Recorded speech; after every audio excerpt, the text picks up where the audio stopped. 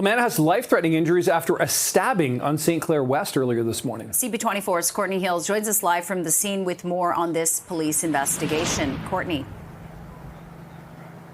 Good morning, Nick and Jen. That's right. There's a really heavy police presence along St. Clair this morning. The whole area is blocked off as part of this investigation.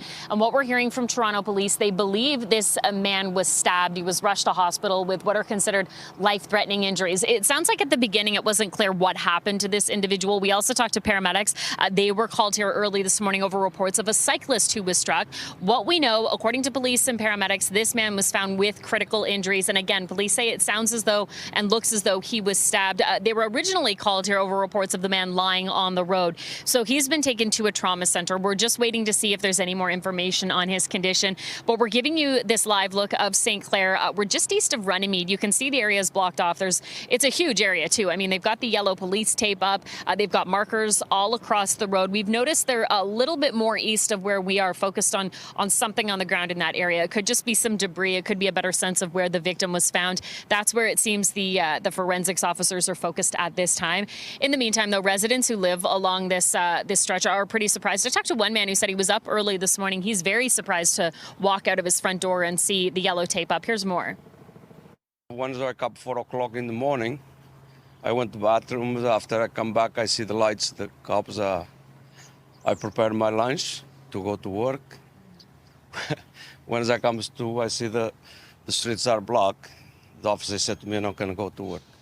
You have to call job to see you go late."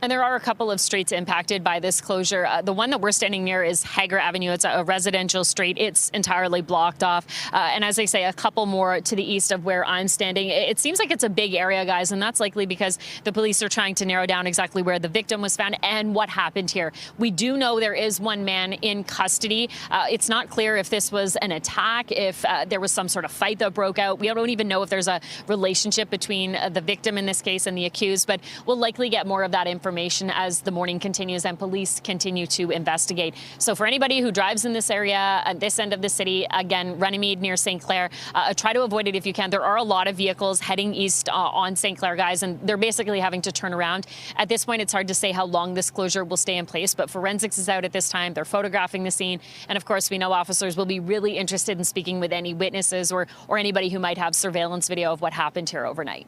Over to you. Okay, CP24's Courtney Heels joining us live with the latest on this stabbing investigation. Thank you, Courtney.